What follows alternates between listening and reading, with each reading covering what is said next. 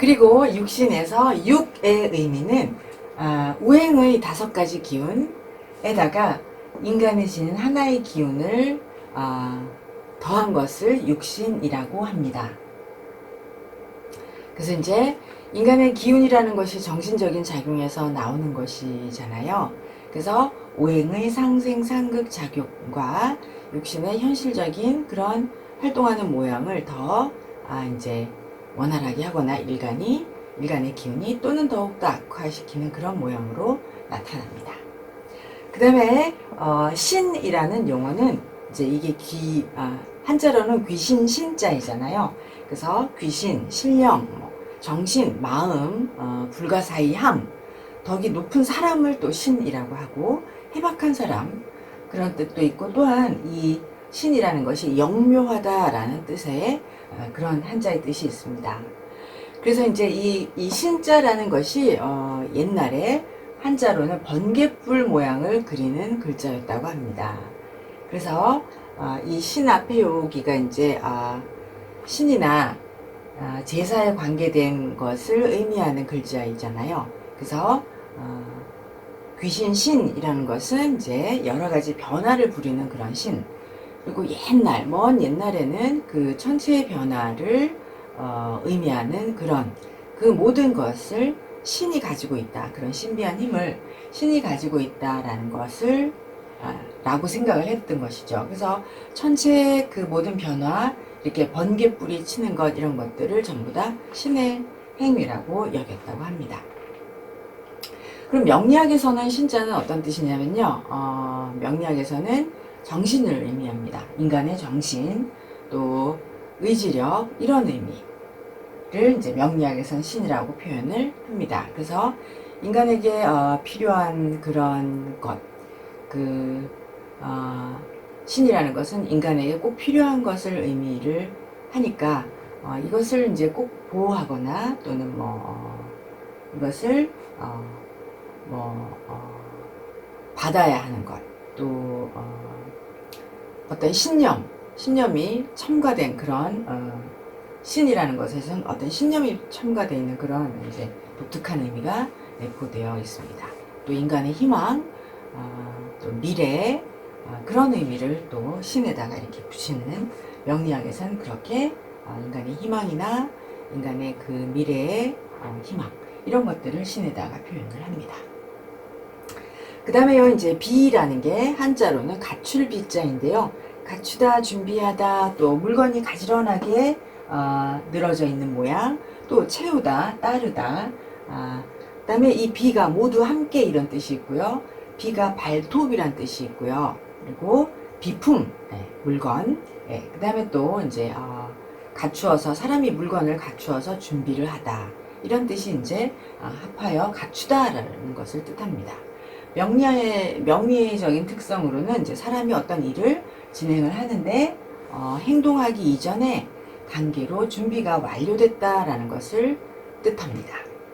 또 이제 사람으로는 내외, 그 다음에 부자, 형제, 동료 등 두 사람의 사람을 말하고요. 또는 필요한 물건, 도구 등 이렇게 물건도 이제 비에 포함이 된다. 그래서 물건이나 필요한 물건이나 또는 도구, 비품, 이런 것들이 비에 해당합니다. 또 비는 인력도 또는 물건, 도구 다 비에 속합니다. 그래서 일간하고 비견이라는 것이 이제 서로 돕기도 하고 서로 억하기도 하는 그런 관계인 거죠. 그 다음에 이제 비견에서 견은 어깨견자입니다. 그래서 이 어깨견자를 3살 먹은 짐승을 의미한다고 해요. 그 다음에 이제 곧다, 또 견디다, 이런 뜻이 있고요.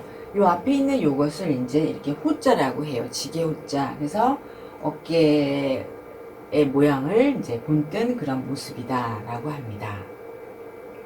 그러면 이제 견자라는 것은 명리학에서는 어떤 의미냐면, 사주에서는 비견이니까요. 일간을 보호하기 위해서 고통을 견디는 모습이라고 합니다. 그래서 이 비견이 이제 희생을 함께 하고 책임을 져주고 고통을 나누고 도움을 주는 모습이다. 이렇게 이제 비견을 평합니다. 견을 평합니다.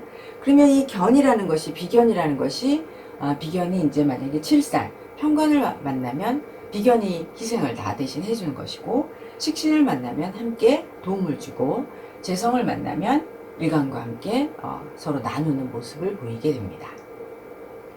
비견이 만약에 정관을 만났다 그러면 같이 임무 수행을 하는 그런 지도력이 되기도 하고, 비견이 대개는 사람이 사회생활을 할 때 갖추어야 할 그런 보좌의 역할을 하는 것이 비견입니다.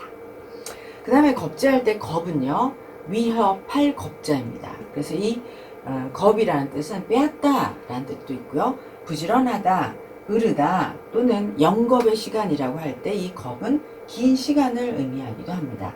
그러면 이제 겁자를 보면 이 앞에 거는 갈 거자고 뒤에 게 힘력이거든요.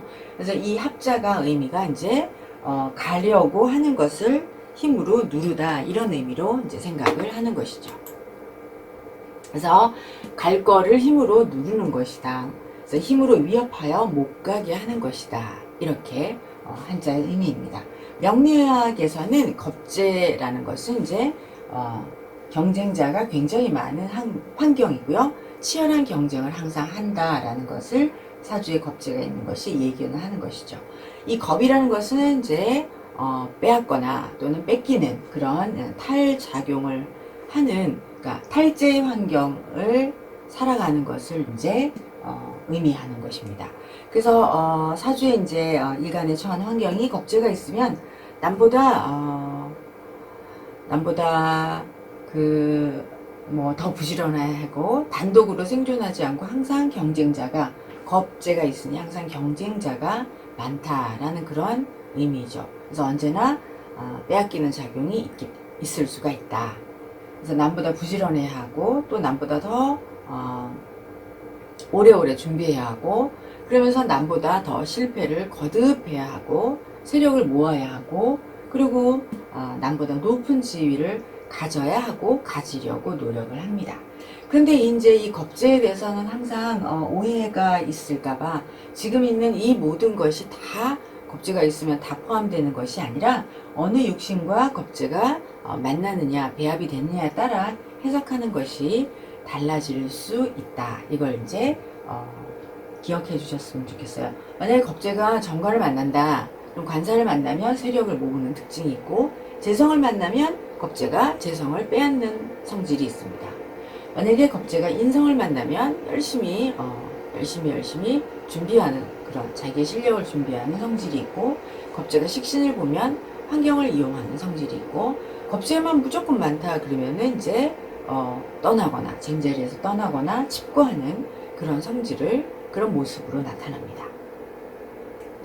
그 다음에요, 재성은 이제 재물재자이죠. 그래서 이 명리학에서 재성을 그냥 돈 이렇게만 생각하는 거는 너무 조금 생각하시는 거라고 이제 늘 말씀드리고요. 이게 재물재자인데 재물은 물론 재능, 재주, 그다음에 모든 재화 이런 것을 의미하고요. 사람이 어떤 효용을 가지고 있는 것을 말하는 것입니다. 그리고 사람의 욕망을 충족시킬 수 있는 물건을 재라고 합니다.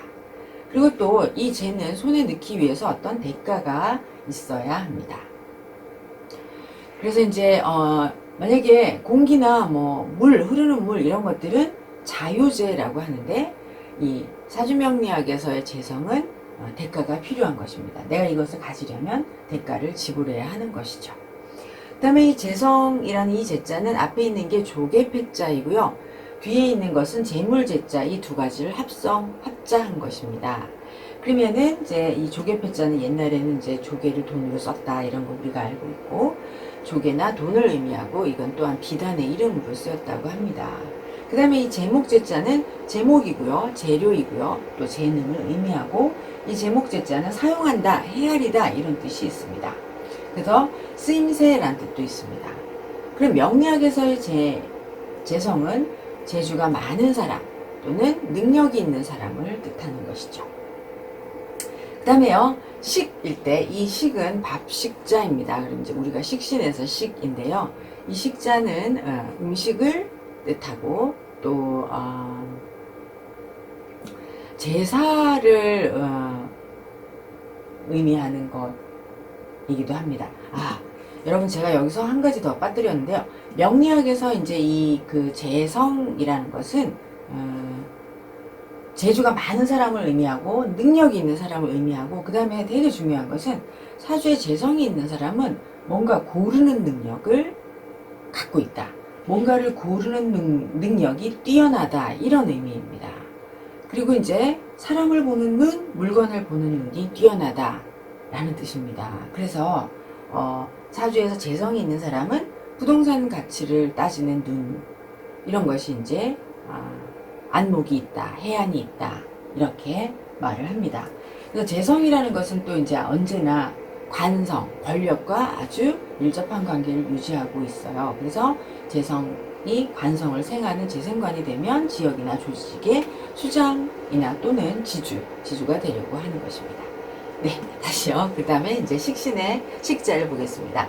식자는 밥식자인데요. 이제 음식이나 뭐 제사를 지낸다라는 의미, 또는 벌이 활동을 하는 거, 생활을 한다, 생계를 유지한다, 또는 내가 누군가에게 식자가 먹인다, 또는 현혹한다, 또는 유혹한다, 이런 의미도 되고요. 식자는 기르다라는 뜻도 있고 양육하다라는 뜻이 있습니다.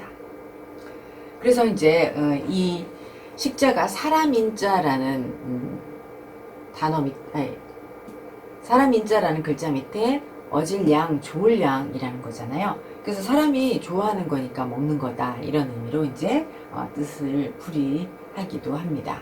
그래서 이제 명리학에서는 원래 이제 이게 사람에게 먹이는 것, 뭐 일상생활에서 필요한 그런 모든 것을 식이라고 하는데, 명리에서는 일간이 살아가는데 기초생활에 필요한 모든 것을 식이라고 합니다. 그러니까 특히 대개는 의식주에 해당하는 것이죠. 양식도 되고 약품도 됩니다. 의약품, 옷, 집, 생활 모든 용품, 그리고 또 이 식자를 우리가 식구 이렇게 얘기할 때 가족, 이웃, 종교, 그러면서 또 식은 생활비, 교육비, 양육비, 이런 것들에 해당합니다. 특히 식이라는 것은 식이 안전을 중시하는 그런 의미가 있기 때문에 식신이 있는 사람들은 대개 이제 보호받기를 좋아하고, 또 남을 보호하고 그런 남을 보호하기 위한 준비성이나 연구심이 또 식이라는 글자는 뛰어납니다. 그래서 대개 이제 식자라는 거에 사람인자가 있잖아요. 그래서 육신에서 사람인자가 이렇게 들어있는 그런 용어는 전부 다 사람을 위하는 그런 의미가 내포되어 있다, 이렇게 사람과 관련이 있다, 이렇게 생각하시면 됩니다. 그래서 이제 식이라는 것은 어린아이에 밥을 먹이는 어머니의 모습과 같다. 상대에게 뭔가를 제공하는 것이다. 그래서 식이라는 걸 부정적으로 표현하면 상대에게 뭔가를 먹이고 제공하는데, 그것을 부정적으로 하면 남의 먹고 사는 것, 생존권을 가지고 상대에게 필요한 것을 내가 쥐고 남을 유혹하는 것도 부정적인 표현이 된다. 그래서 이제 사주의 식신이 부정적으로 잘못되면 환경이나 위생이나 보건이나 뭐 사람이 먹는 것, 또는 뭐 건강 등에 관한 그런 편법, 불법적인 행위를 하기도 합니다. 그래서 사람을 위하는 일이기도 하지만 또 사람을 해치는 일도 할 수가 있다, 이렇게 식을 설명을 합니다. 그 다음에요, 상에서 상이 다칠상자입니다. 다칠상, 그래서 해치다, 애태우다, 근심하다, 뭐 불쌍히 여기다, 상하다, 상처를 주다, 이런 뜻이고요. 또 명사로 그냥 상처라는 뜻이 있어요. 그래서 상이라는 말은 사람의 몸 또는 마음에 상처가 나는 것을 의미합니다. 그리고 이제 명리학에서는 우리 전체에 균형을 해치는 작용을 하는 것, 그러니까 전체라는 것을 관으로 표현을 하면 관 또는 사회의 전체적인 그런 균형을 해치는 작용을 하는 것을 상이라고 합니다.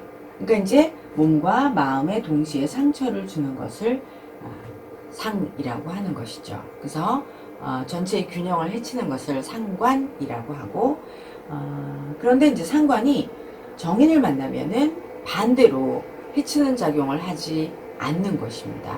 그래서 상관의 해치는 작용을 오히려 막는 역할을 하는 게 정인이에요. 그래서 상관이 있다 그러면 정인이 있는지 없는지를 반드시 살펴서 상관이 해치는 작용을 하는데 정인이 있으면 그 반대로 해치는 작용을 제지하는 그런 성격을 가지기 때문에 정인이 있는지를 꼭 살펴야 합니다. 상관이라는 것은 몸과 마음의 동시에 상처를 내는 것이고, 그렇기 때문에 이제 이것이 육체적인 움직임과 감정작용이 막 상관이라는 것은 굉장히 모션이 크거든요. 그래서 상관이 있는 사람들은 목소리가 엄청 크고 행동도 액션이 크고 또 자기도 모르게 다른 사람들의 그 상황하고는 정반대의 행동을 하는 그런 모습을 상관이 많이 보입니다. 그래서 사람들이 상관이 왕한 사람이랑 이제 상관 경관이 되어 있어서 경관도 있는 사람들이랑 같이 이렇게 하기를 꺼려하는 그런 모습을 보이기도 합니다. 그래서 상관은 정말 잘 살펴야 된다. 만약에 상관이 있는데 정관이 전혀 없다. 정관이 없으면 이 상관이 다치게 하거나 해치게 하거나 하는 그 상대가 없는 거잖아요. 그러면 그 상관의 말과 행동은 모두 어린 양처럼 순하고 또 어찌 보면 막 곰처럼 미련한 것 같이 순합니다. 그래서 상대가 상처를 주는 건지 안 주는 건지는 그 상대가 있는 정관이 있을 때 그런 모습이고요. 상관이 상대가 없으면 굉장히 순해서 상관의 작용력이 드러나지 않는다. 이걸 꼭 기억해 주시기 바랍니다. 그 다음에요, 이제 관인데요. 관은 이게 벼슬관자잖아요. 그래서 마을이나 기관, 또 관이라는 게 벼슬아치, 그 다음에 관 자체가 본받다 이런 뜻이 있습니다. 그 다음에 이 갓머리 관자에서 이 갓머리는 이제 집이라는 뜻을, 집안의 모양을, 집의 모양을 나타내는 거잖아요. 그래서 관이라는 것은 이제 군대가 오래 머무는 집, 또 많은 관리가 사물을 보는 관청, 또 이것을 만약에 상대적인 의미로 관을 표현하면 민이라고 표현을 합니다. 그래서 이제 관의 상대적인 의미, 음의 의미로는 백성, 노역자, 일하는 사람들이요. 그 다음에 무식한 사람, 무지한 사람, 또 이제 신이나 나라의 제물로 바쳐지는 사람을 또 관이라고 합니다. 그래서 이제 양으로 관으로 보고 음으로는 민을 관으로 보는 것입니다. 명리학에서는 관을 또 음양으로 나누어서 양으로 볼 때는 관을 국가, 법과 규칙, 관리, 동네의 관청 또는 기준점, 모범이 되는 것들, 모범의 대상, 그 다음에 인허가 기관, 그 다음에 명령권자, 명령권 이런 것들을 양으로 관으로 표시를 합니다. 그러니까 대개 이제 물건이나 장소나 권한 이런 것들을 말하는 것이죠. 그 다음에 음으로는 여기 이제 쓰지는 않았는데요. 음으로는 되게 백성입니다. 백성, 국민, 피지배자, 피지배자의 의견, 그리고요. 그 다음에 인허가를 신청하는 신청자, 또 관청이 보호하는 보호 대상자, 도움이 필요한 아까는 노역자였는데 노약자, 이런 대상이 명리학에서 음으로의 관의 의미입니다. 그럼 명리학에서 이 관을 어떻게 구분을 하느냐, 관의 음양을 굳이 구분하면 신왕하고 재생관이 되면 양이고 그렇지 않으면 음입니다. 그 다음에요, 정자를 보겠습니다. 이건 바를 정자인데요. 바르다, 순수하다, 그 다음에 정하다, 한가운데를 나타냅니다. 또는 반듯한 네모난 모양. 그 다음에 정은 또 첫 번째라는 뜻으로 맏아들, 근본, 정월, 처음 이런 뜻이고요. 명리에서는 이제 어느 한쪽으로 치우치지 않고 딱 중간을 지킨다는 그런 의미입니다. 그래서 지킨다는 의미이다라는 데 지금 빼뜨렸네요. 그래서 긍정적인 의미로는 이제 바르다 이런 의미고, 부정적인 의미로는 이 정이라는 육신이 자기가 공정하다는 이유로 약자나 다른 사람의 그런 생존하기 위한 행동을 무시하고 나무라고 이렇게 꾸짖는 경우가 많다는 거죠. 그래서 이제 사람들의 생존이나 육체적인 고통을 무시하고 무조건 정을 주장을 하니까 이 정들은 어떻게 생각하면 이제 명분을 지키고 명분만을 주장하고 인정이 없는 그런 사고방식을 지닌 것이다 라고 표현할 수 있습니다. 그래서 꼰대와 같기도 하고 국물이 없고 국물 없는 애누리 없는 그런 빡빡함, 그런 것들을 정으로 표현하기도 합니다.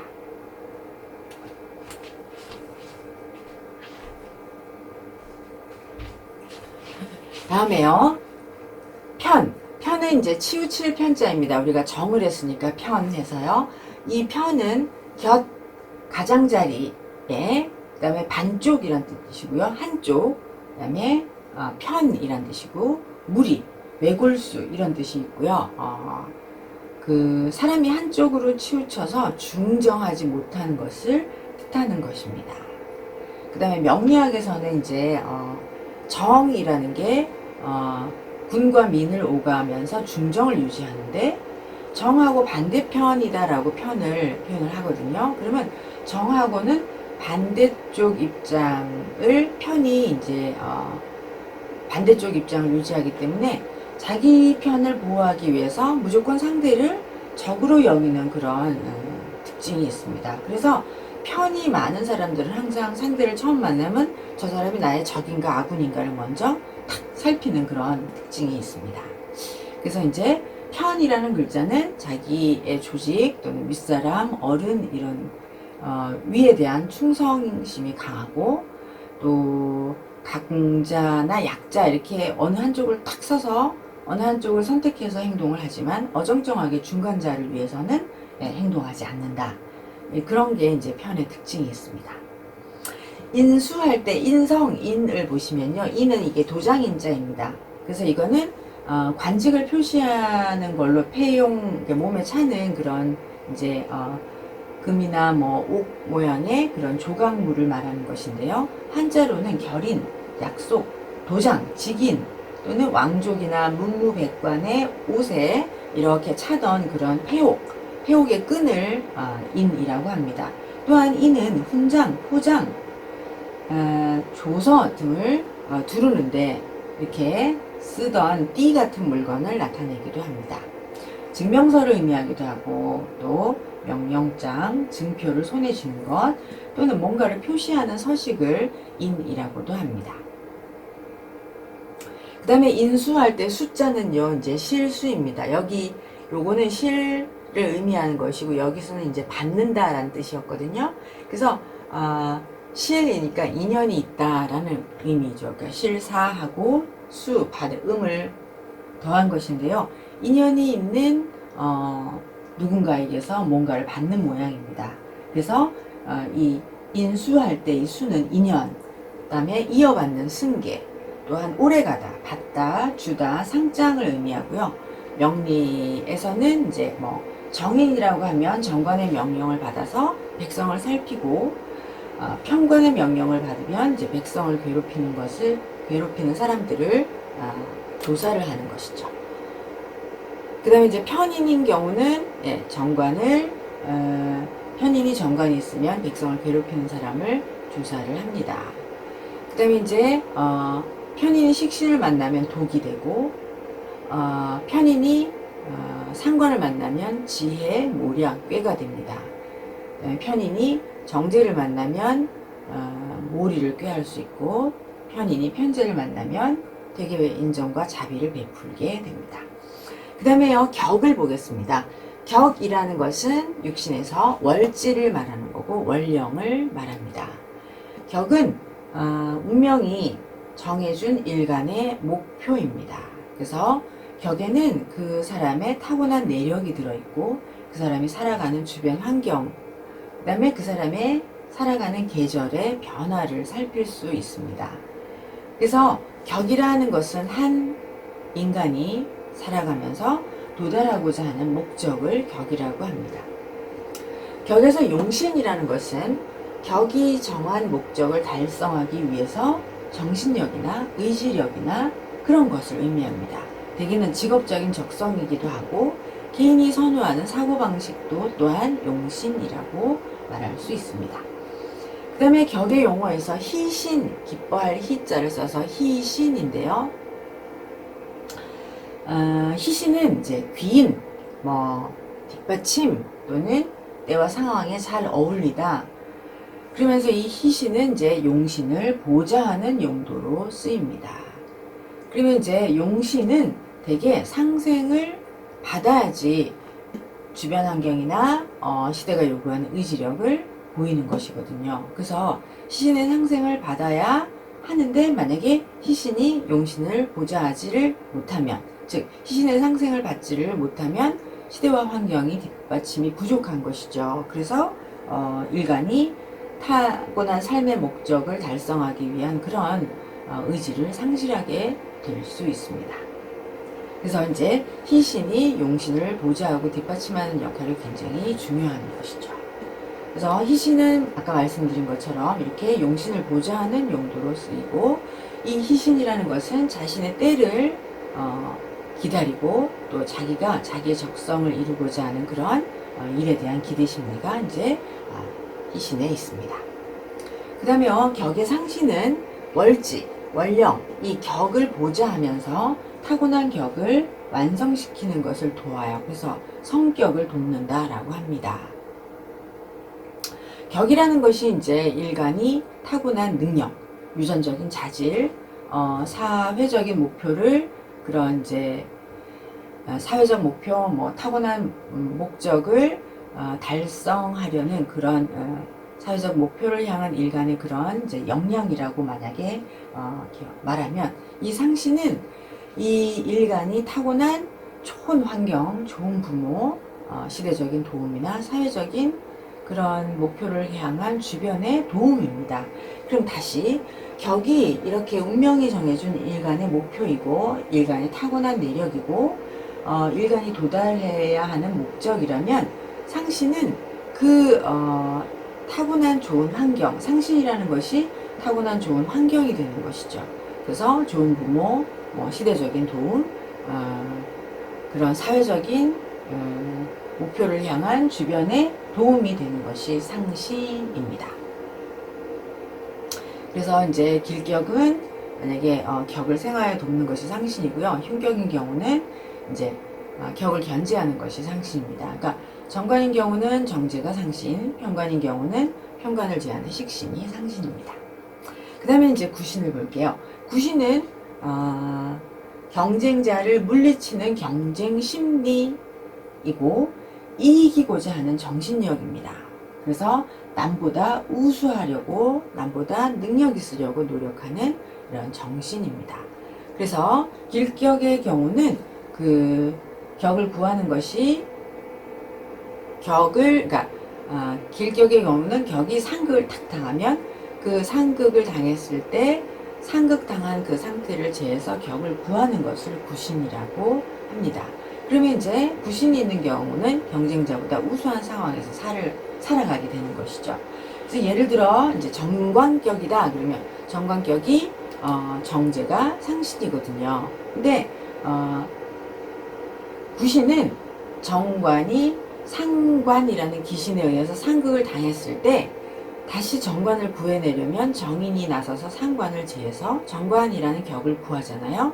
그러면 이제 이것이 구신의 역할을 하는 것입니다. 정인이. 그러면 이제 꾸준히 전문적인 재능을 발휘해서 전문적인 재능을 쌓고 개발해서 자기의 능력을 잘 발휘하는 것이죠. 그렇게 해서 사회에 공헌을 하고 조직에서는 능력을 인정받아서 우수한 훌륭한 존경받는 지도자로 성장을 하게 됩니다. 마지막으로 이제 기신인데요. 기신은 용신을 상극해서 해롭게 하는 것이다. 일단 이렇게 먼저 말하고요. 용신이나 희신이나 상신이나 그 다음에 길격에서는 길격의 격을 상극하는 모든 것을 우리가 기신이라고 합니다. 기신이라는 것은 내가 아닌 객체이거든요. 그래서 내가 원하는 것을 다른 사람이 방해를 하는 것, 또는 나는 못했는데 다른 사람이 이룬 것을 이렇게 쳐다보는 그런 복잡한 마음입니다. 그래서 기신이라는 것은 이제 미워하고 질투하고 소외감을 느끼고 힘들어하고 자신감이 없고, 이렇게 기신은 이제 현실의 만족이 없는 경우가 많죠. 또는 어쩌면 과한 욕심을 부려서 자신을 혹사하기도 하고 정확하게 목표의식이 없고, 그러면서 또 대체적으로 귀신이 많으면 그 귀신을 견제하는 구신이 없는 한 정신력이나 의지력이 경쟁자보다 약해서 노력이나 결과가 부실합니다. 이렇게 해서 이제 육신의 기본적인 용어를 다 설명을 했는데요. 그러면 이제 제가 비견, 겁재, 식신, 상관, 편재, 정재, 평관, 정관, 그다음 편인, 정인. 그래서 여러분이 이제 다시 한번 쭉 읽어보시면요. 비견이라는 것은 일간과 오행이 같고 음양도 같은 것이 비견이면 음양이 다르면 겁재. 식신은 일간이 이제 생하는데 음양이 같으면 식신, 음양이 다르면 상관입니다. 편재는 일간이 상극을 하는 것인데 음양이 같으면 편재, 다르면 정재입니다. 평관은 일간을 상극하고요. 그리고 음양이 같으면 평관, 음양이 다르면 정관입니다. 편인은 일간을 생하는 것인데 음양이 같으면 편인, 음양이 다르면 정인입니다. 그래서 다시 한번